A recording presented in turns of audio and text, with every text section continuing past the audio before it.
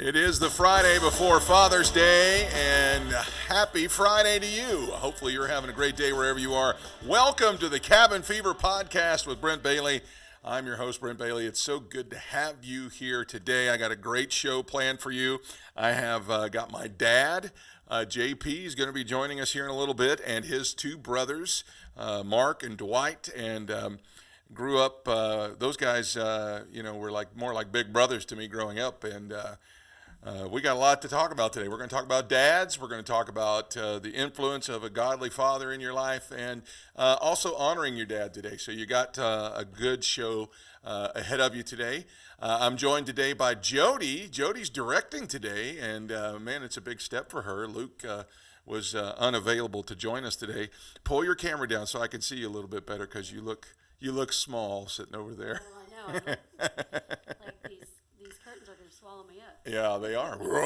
So I know this is a big day for you too. It's Father's Day, and you got your dad, Rich, that I'm sure you would want to send a greeting to. So yes, happy Father's Day, Dad. I love you, and thank you for being a great dad. And then, of course, your stepdad, Bob Harrison, Happy Father's Day, Bob. is love you too. also big influence in your life. Yes, he is. And so we're just grateful to have both of you guys in our lives, and thank you so much for everything you poured into my wonderful wife and made her who she is. So happy Father's Day to you guys. Happy Father's Day to you too, honey. Oh, well. Yay. Yeah, my boys, I got one boy in there in the other room playing Fortnite, and one in Kentucky with my dad right now. So Preston and Peyton, such wild young men. Listen, we're going to talk just for a second. I just was doing some research for the show today, and came across this article. It was the most unpopular gifts according to a survey of over 1,000 dads. Now, so if you haven't gone out and purchased your dad something for Father's Day yet, unless you're going to be one of those, really cool family gifts of you're giving him a pregnancy positive test to tell him he's going to be a grandfather, which those seem to be pretty popular. We have come up with a list here according to a survey of over 1,000 dads throughout the United States, random places. These are the things that are unpopular for Father's Day, okay? The number one unwanted gift. Any ideas, babe? What do you think it is? A grill. A grill. Actually, that would be a pretty awesome gift. Well, The number what? I said I have a reason behind that one. Well, what is it? That means the father has to cook on Father's Day. Well, that doesn't mean he probably would want to if he got a grill, but Sure. Especially if it was one of them really expensive ones. But anyway, the top unwanted gift, according to this survey, 32.6% of the dads surveyed said they did not want clothing. Now I'm that's exactly what I would want. I would want a clothing gift card of some kind to go shopping. Yes, The survey found that 46% of people buy clothes as a Father's Day gift. So according to this survey, you want to steer away from that. That's their least favorite gift. Then the second thing, and I'm sorry to say this because this is what a lot of people do, but Hallmark, this is detrimental. Many fathers don't like getting greeting cards, according to the people surveyed. The response found that 30% of fathers do not like receiving a card, even though 59% of people who will go and give a card to their dad for Father's Day. All right. Number 3. Here we go. Moving on. In addition to clothing and greeting cards, many fathers don't like. Any ideas? I have no idea. Books and CDs. Oh, I was going to say a book about how to be a better father. that's exactly. Ding, ding, ding, ding, ding.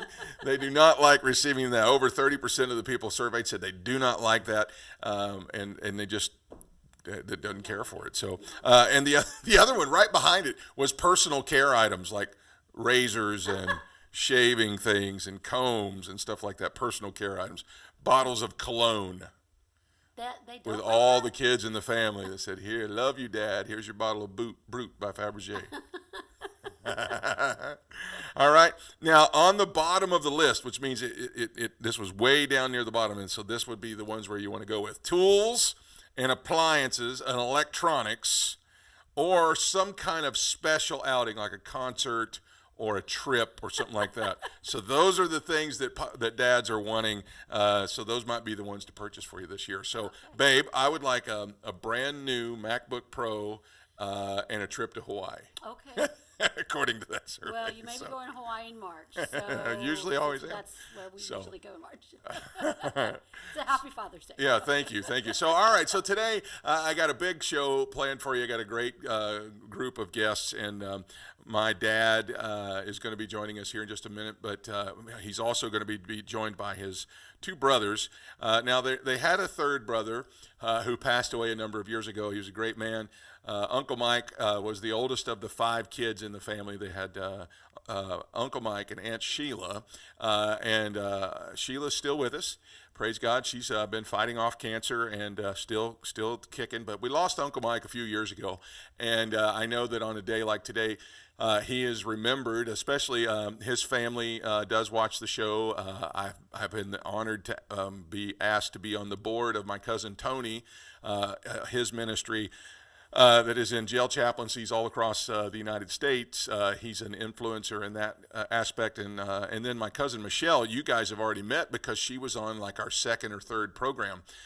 She is a minister and a comedian in her own right. And on a day like today, when we have the other 3 that are still here, it's so great to remember Uncle Mike as well. But first of all, I want to introduce my dad. He is was a building contractor almost my entire childhood. I spent many summers on the job getting yelled at because I didn't clean up right or something. I'm sure he's going to have a smart aleck remarks. I have to beat him to the punch today. But we had lots of summers where we'd go to Woolahan's lumber company together, and those were great summers and really taught me a lot about being who I am today. And all that stuff that I hated doing in the summertime, I'm actually putting it to use now. Even though we pastor a church and host a podcast, I've rebuilt and remodeled our sanctuary numerous of times because of his drilling that into me when I was a child. Now, his brother Dwight is an attorney and a pastor of Faith Christian Assembly in Flatwoods, Kentucky. That's the church I grew up in, and he's also a practicing attorney and very successful in his own right. He and his wife Kathy are just great folks to be around. I mean, if you're not around them for 5 minutes and laughing, because the infection of Dwight's joy is awesome, and also has had a real strong influence in my life.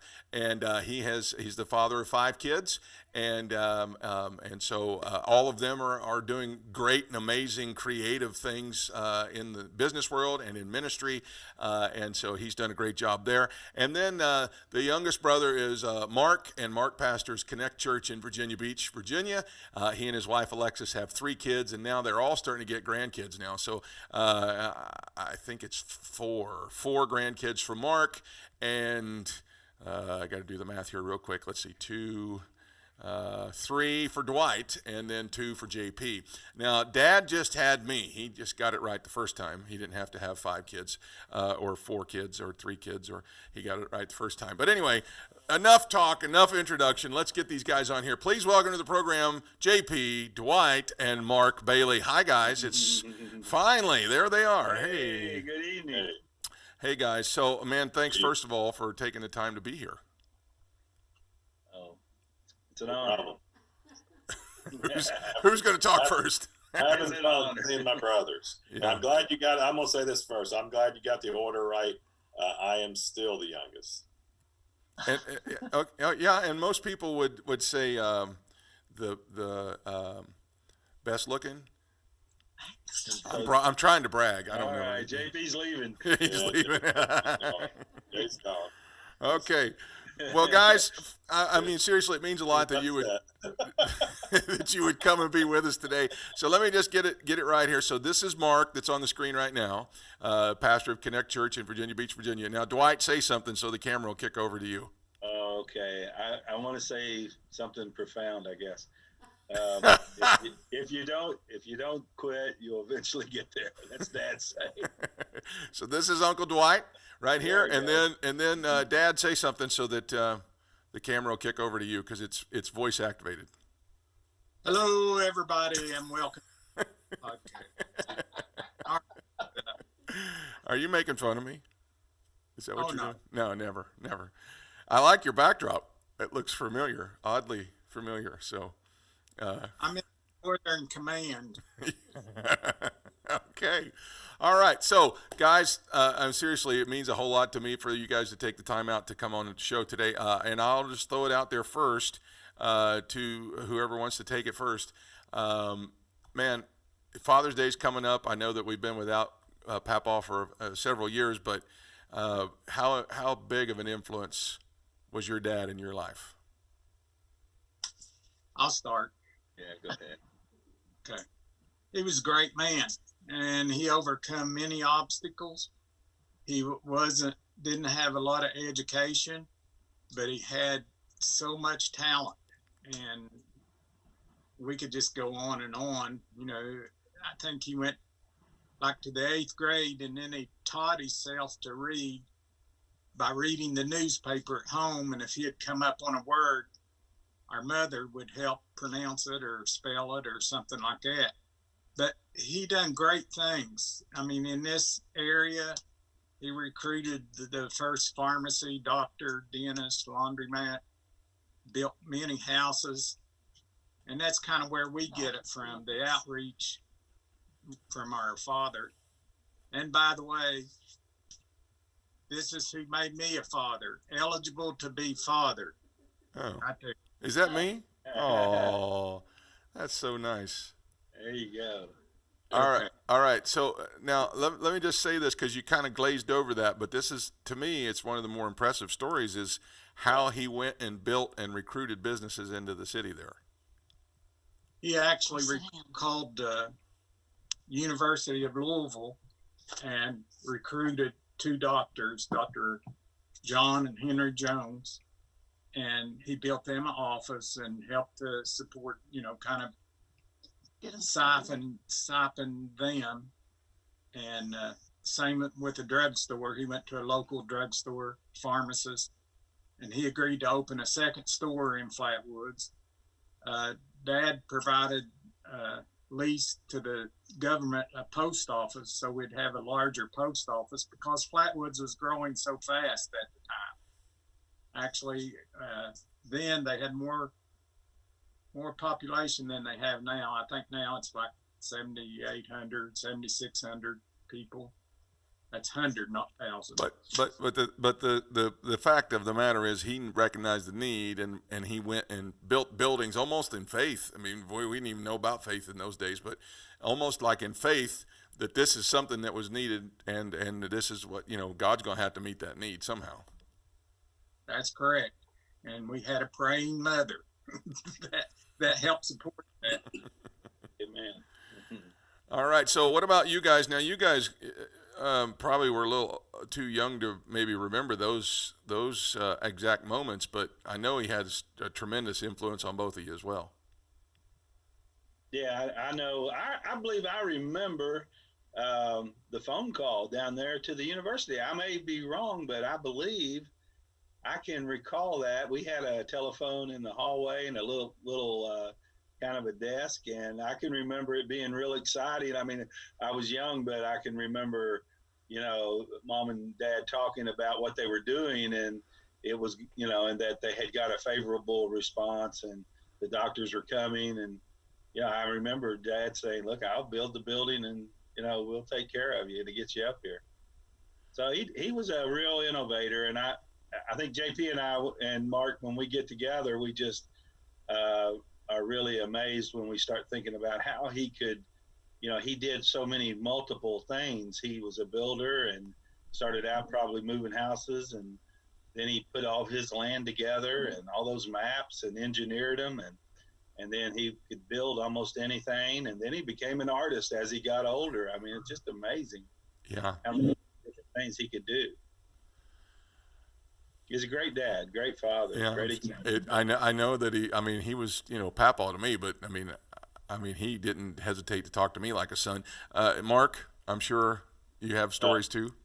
Yeah, I mean, I don't remember those, but I do remember, with my children even, you got to remember the Ferris wheel.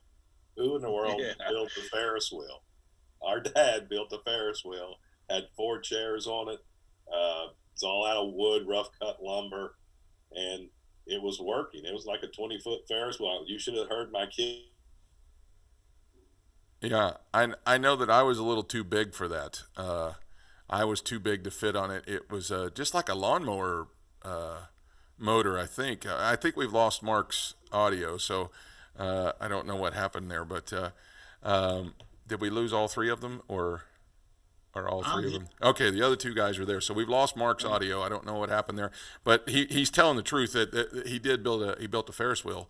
And at that stage, I was a little too big to get on it. So it would start to go up, and then the belt would slip, and it would just kind of sit there in this one spot. And I could never get it to go all the way around. But I remember the younger kids getting ready to go all the way around. What a great man that he was. And I know that each one of you left had that mark individually left on you. Because it shows in what you guys do now.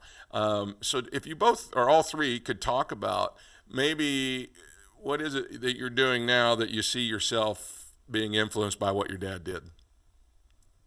Well, if I could, I'll just interrupt and go in. I have the dad carried in his billfold of us 3 brothers. So I'll go ahead and show it now. Okay. All right. Thank you, Jay. Yeah. So that's us growing up.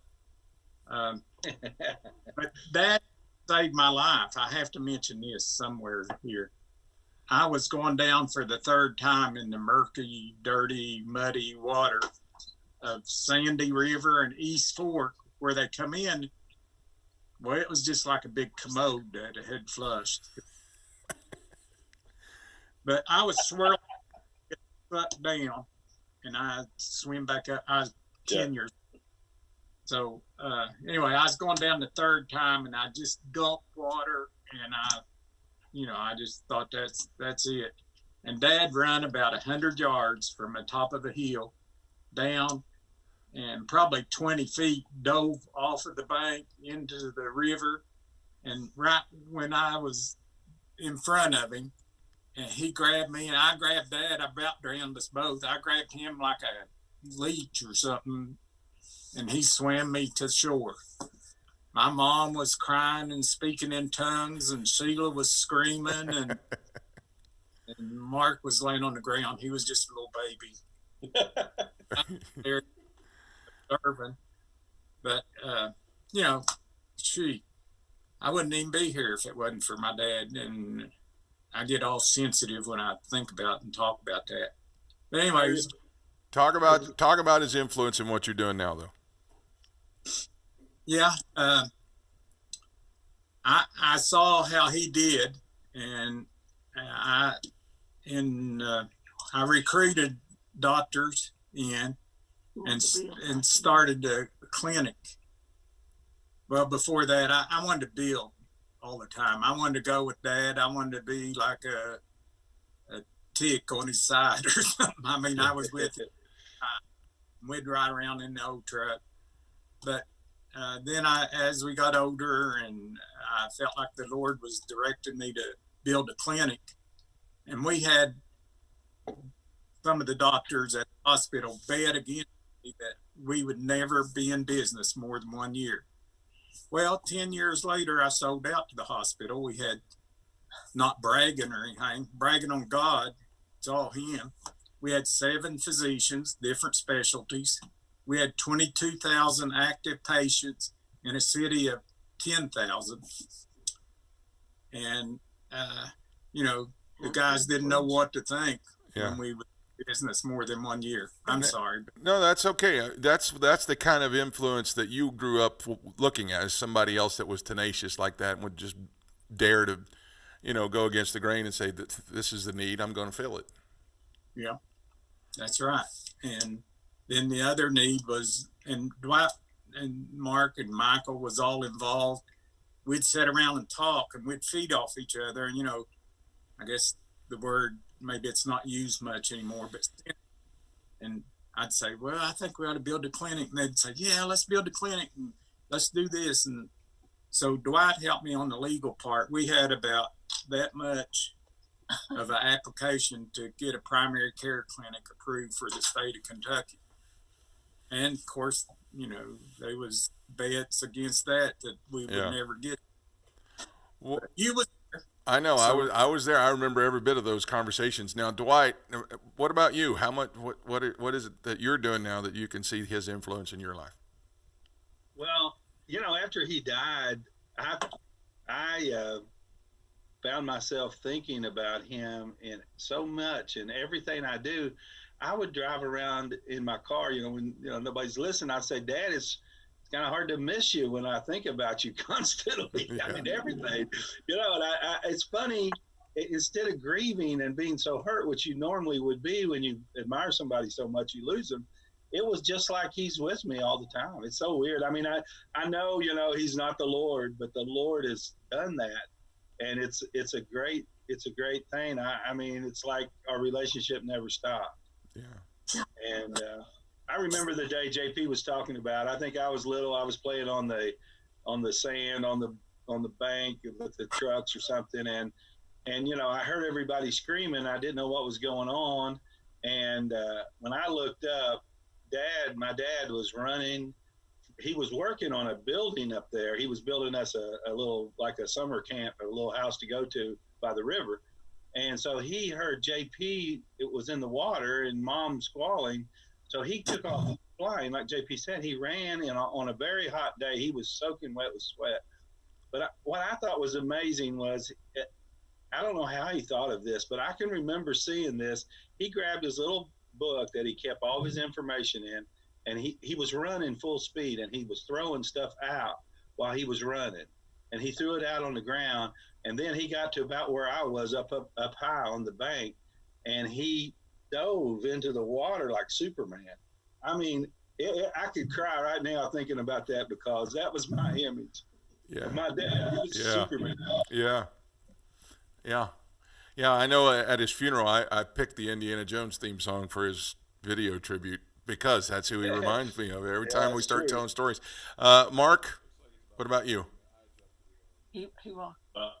I figured my mic's gone. Is my mic on? Yeah, you're good. Yeah, you're no, back. you're good. You're back. Wow. Look, What he's happened? back. He's joined us, everybody. I fixed it. The dojo is back. So. All right.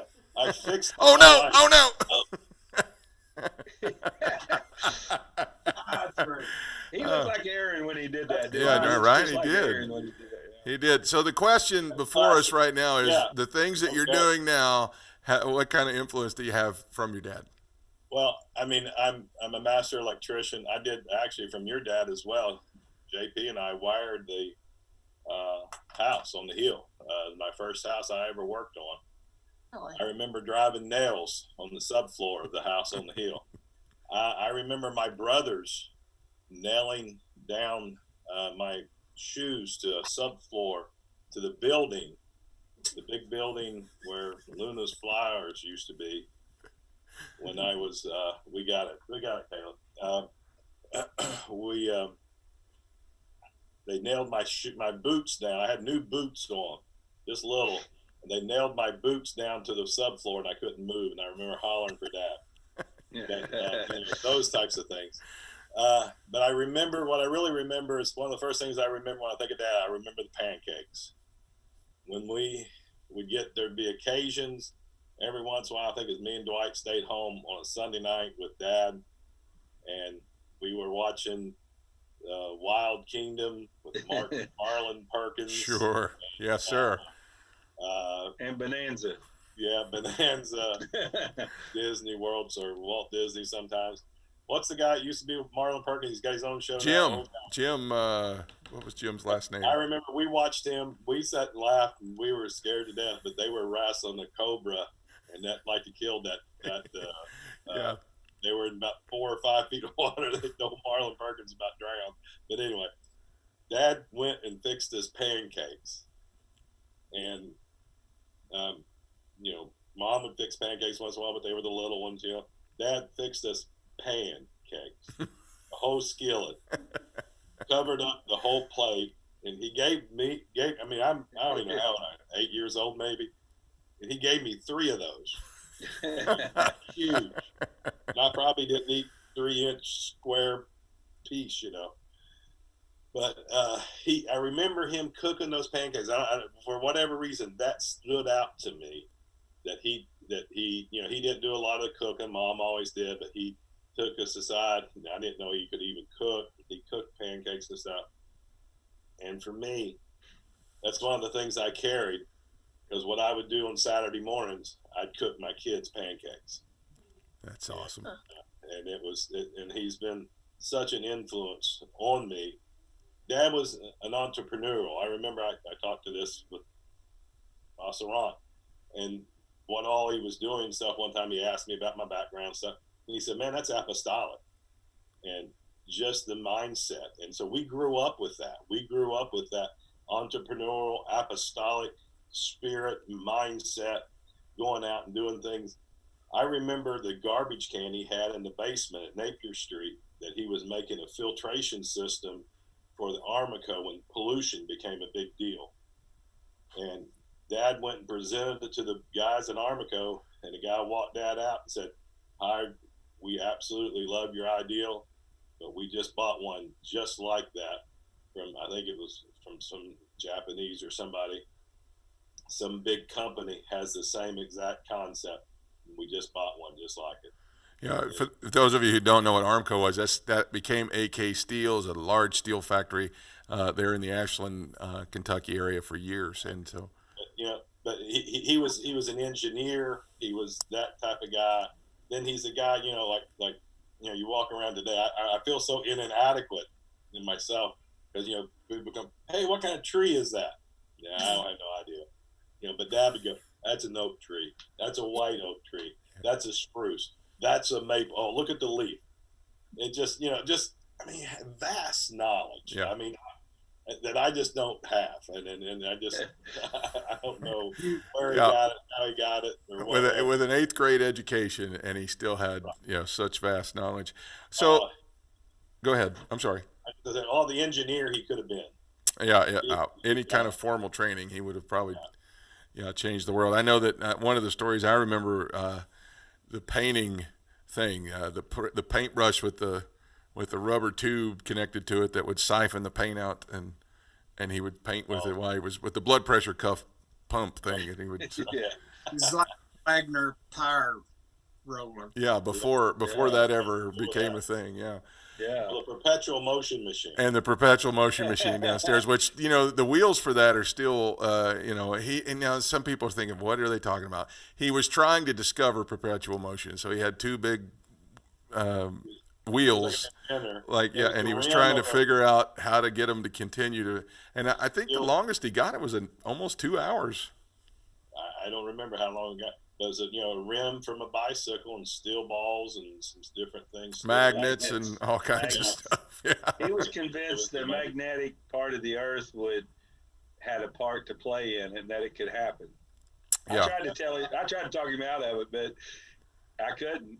Yeah. He's believed it. Yeah, and he was he was involved in that for, golly, it seemed like for the latter part of his life. It would, like, he'd go back and revisit it after a while. He would let it go for a while and then come back and revisit it.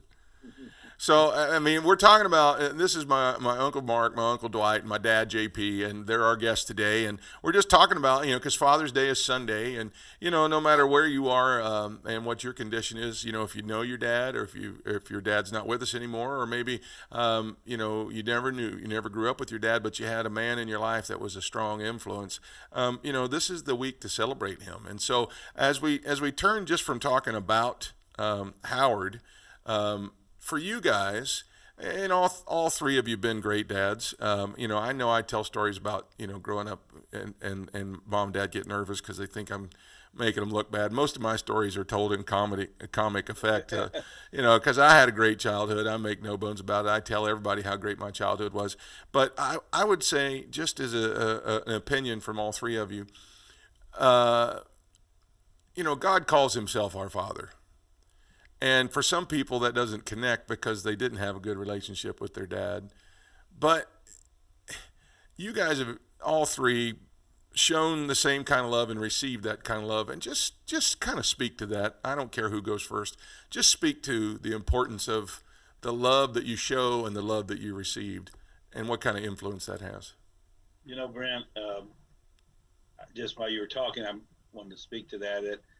I've mentioned it the other day. I think that's just you're celebrating fathers today, and what a great thing to talk about, because I think that is so many of the problems stem from the families being broken, and young men of every race growing up without a good father figure in the home. And if they don't find God, then there's nobody really, unless they find someone else who can step in there. And another great thing is that it doesn't have to be a blood relation to be have that same father-son relationship.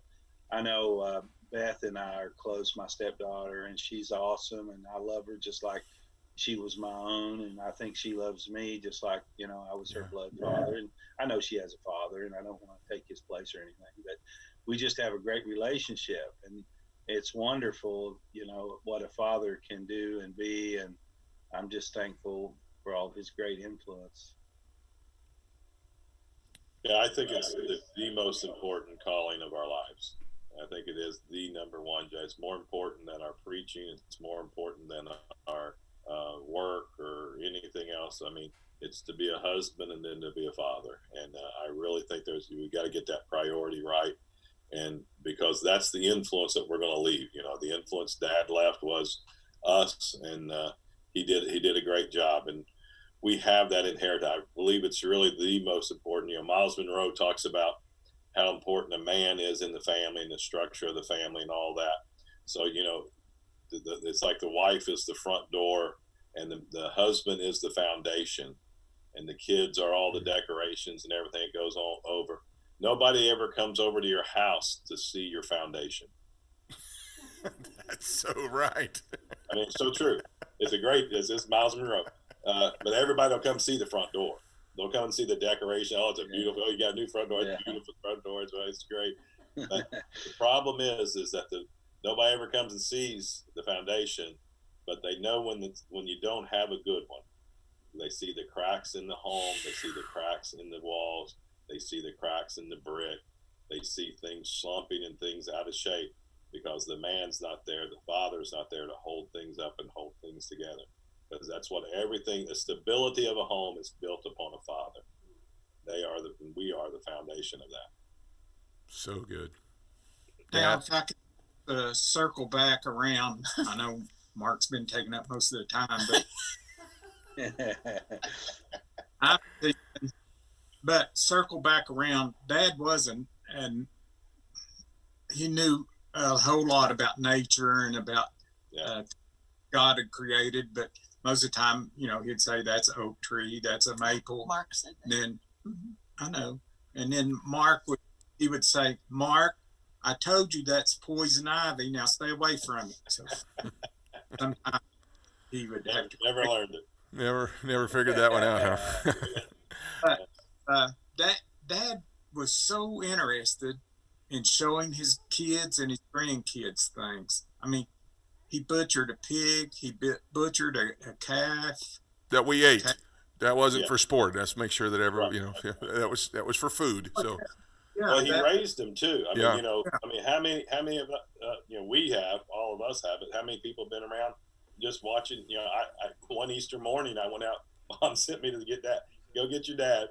Dad, you going to church this morning? Nope, she's having problems, and he has his foot on the cow. Has his hands around these hooves that are being birthed, and he's pulling on it, pulling it out, and he goes, I can't make it today. I'm trying to help her. So, I mean, there's not a lot of people seen that wasn't on a farm, in the middle of town. So, but that was, we had a sheep at one time. We've had ponies. We had cattle. We had pigs. You guys remember when we got mountain oysters. They were there. Oh, Lord. Okay, moving on. Dad, what kind of influence does a father supposed to have? Well, I know you would probably say we just beat our kids and do anything. That's right. Hit them in the back room. No. Go ahead. I really was aware and conscious of that from Dad, and they would correct us. You know, Dad, he would, you know, pull out the bell if we smarted off or something. And Mom would say, you know, you can't go to the movies on Saturday night if you can't go to church on Sunday. And that's what we tried to do to raise Brent. I know when Brent was born, Nancy was having a hard time in labor, and I was a young kid. And so I had to just duck out for a little while and go pray.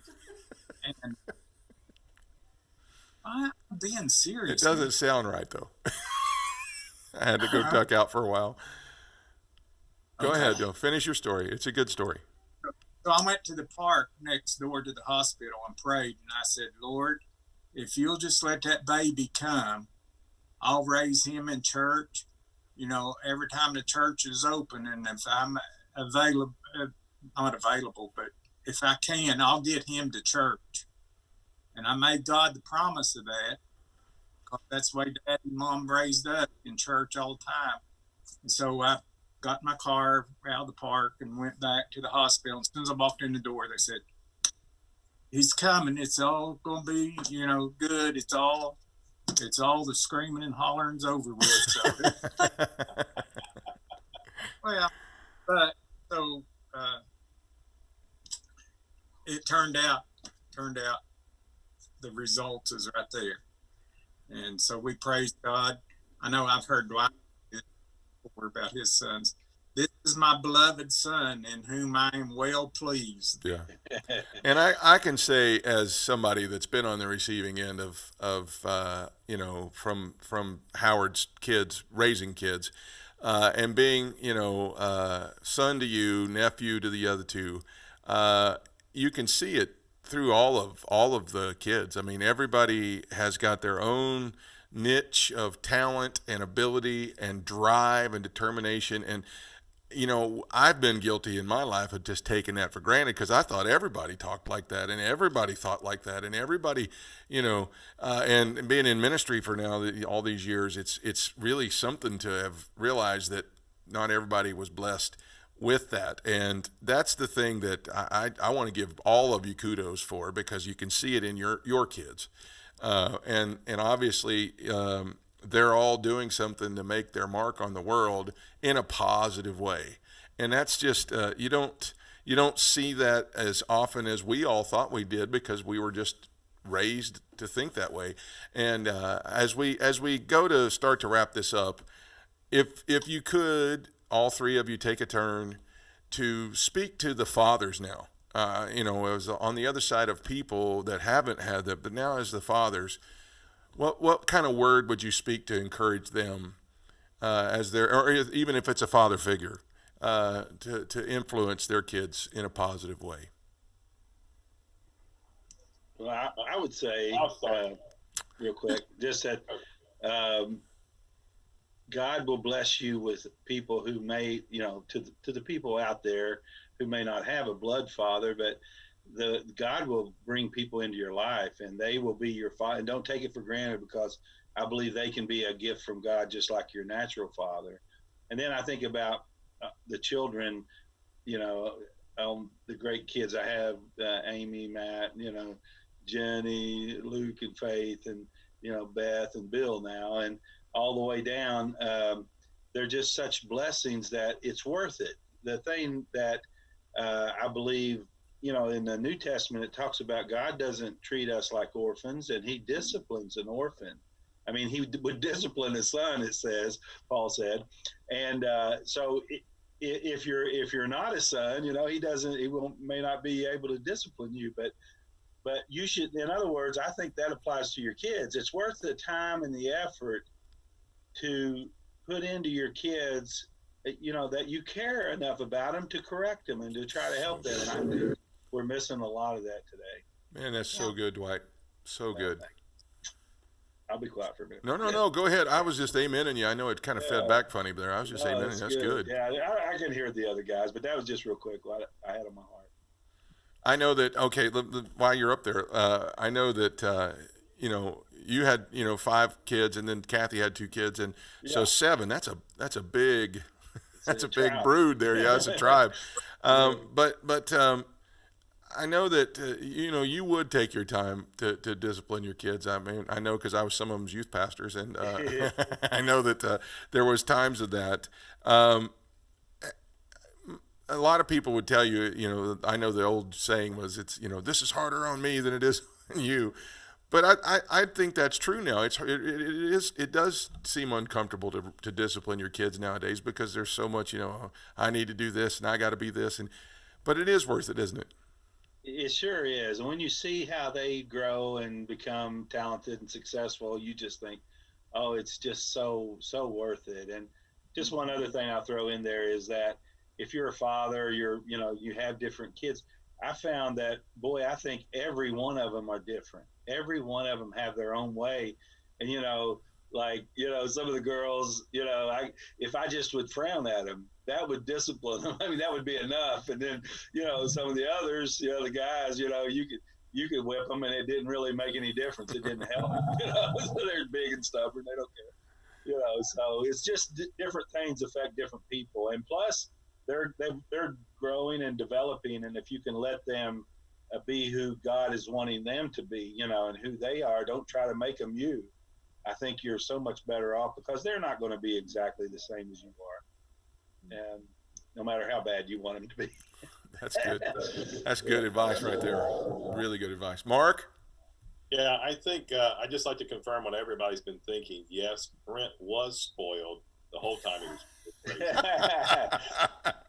I was there. I saw it. You're welcome, JP. But I really just want to encourage all the men that are fathers, and especially, I think it's a special calling when those men that step into a situation and men that step up and are stepfathers and those type of things. Don't think that you're not qualified. Don't think you can't do it. Don't be discouraged with it.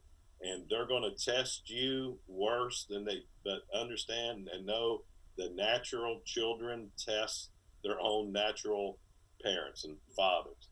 They'll, you're not my dad. Well, that's okay. I'm your dad. It's here. That's got to do it. And know that they rebuttal us with the natural on the natural side as well. But God's put you there for a reason. So good. I got a word the other day, and talking about the stones that was Nehemiah was building the temple. And the Sanballat spirit says that they're burned out, they'll crumble if a fox gets on them, and they're going to be no good. The walls will never stand. And then you can go to Peter, and Peter says that we are living stones. And the Lord just showed me that, like, there are living stones that have like an umbilical cord connected to them. And every time we get burned, we get refreshed, we get renewed, we get regenerated. We've got power that's surging from the source of life, and that God is supplying that to us. And so whatever problem, situation, difficulties, challenges that you're having as a father, turn to the Heavenly Father. There's a source of life for you. He'll supply the answer. He'll help your situation. He'll minister to you. We're connected to the source of life, and we are those living stones that He's developed. You can be a great father. You are a great father, and God's going to do even more for you if you would just allow Him to do that. So let God use you. Go ahead. You're qualified because He qualifies you, and let Him do it. Hey, that's a grandbaby right there. Yeah. Hey, Papa. Okay, JP, wrap that up. No, yeah, we're I was just thinking that I grew up and my dad was a very strong man, physically and spiritually. But when I grew up, he hugged me a lot. And I know without a doubt that he loved me, but that word was never spoken too much. I love you, Dad.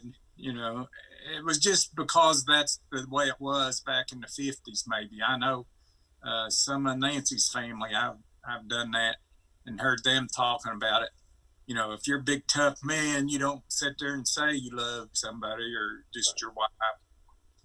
Or saying that you, in front of your kids, show your emotions. I'm living with a person now for temporarily, my grandson, that says, I love you, J. Paul, every 15 or 20 minutes.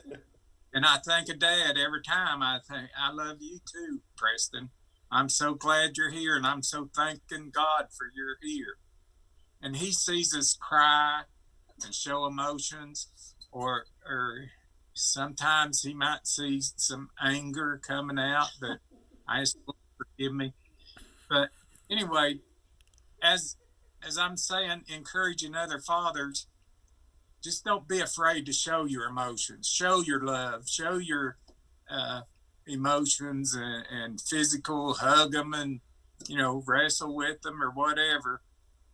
And one more thing, I would like to encourage not only my brothers, but every father out there. And Mark mentioned Miles Monroe, and I'll mention him too. He said that everyone should write a book about their life. And I'm encouraging you on Father's Day to write a book to give to your kids for your legacy. It's just something, how did he say it, Brent? Like the cemetery's full of unwritten books. Yeah.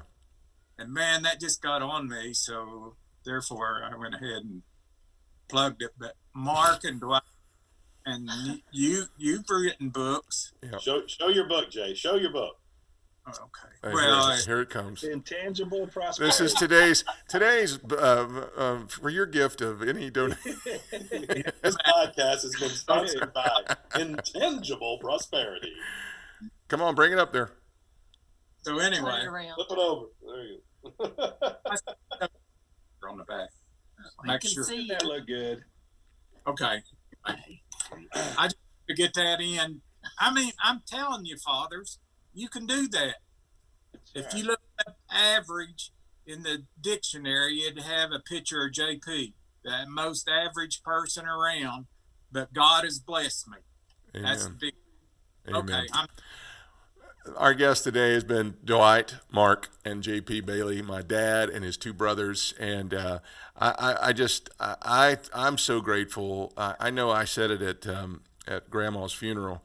I wanted my kids to be around Dwight and Mark the way I was when I was growing up. I remember coming over when they still lived at home, and I would come over and those guys would greet me at the door with a body slam or a body check, and we'd kind of wrestle around. And that helped shape who I was. I grew up playing basketball Sundays afterwards with Dwight every Sunday. Those are the kind of things I remember that influenced me, and I know that it helped build drive and determination and toughness to face a lot of things, in ministry and in the world. And I know I was talking to Dwight's oldest daughter, Amy, her husband, Jay, the other day, and we were talking about something, and I was trying to encourage Amy about something on her TV ministry. And those of you who've watched the program know Amy's been on the show here. And Jay said these words, and it made me laugh because I had to ask him, did he think that about everybody? But he said, she's a Bailey, Brent. She'll figure that out on her own. And it made me laugh because it's like, well, yeah, I guess we did. We were raised by good people that really spoke a lot of drive, determination. You can do this into our lives. And I want to say, first of all, I am who I am and done what I've done from the influence of all three of you. Dad first, obviously I lived in your house.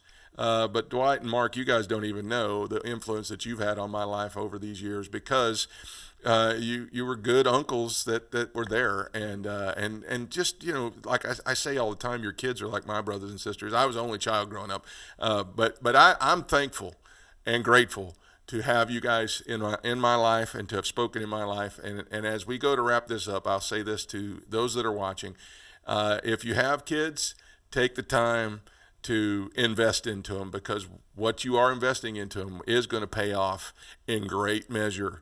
Beyond your wildest dreams. To go back and I see what my cousins are all doing now, all the way from Mike's kids all the way down to Mark's kids, from the oldest Tony all the way to the youngest in faith.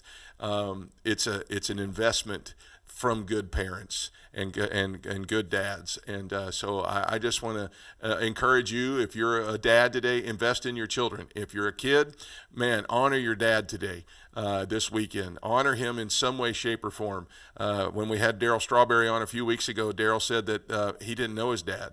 but the coaches that he had in his life are who made him who he was. So whoever you are, wherever your situation is, honor your father this weekend. And if you're a dad, invest in your kids this weekend. This is the time how we can heal our land and make this nation what it's supposed to be with the influence of those guys and you men that are out there. So I want to say thanks to you guys for coming and being on the program with me today. It really meant a whole lot to do this. I was trying to think from the very beginning of the show, 2 or 3 shows in, how I can get everybody on. And I just felt it in my heart then. I said, just wait for Father's Day. It'll be the perfect time. So I want to just say how much I love all 3 of you, just tremendously. Grateful to have you guys in my life, and thank you for all the investment that you made in me.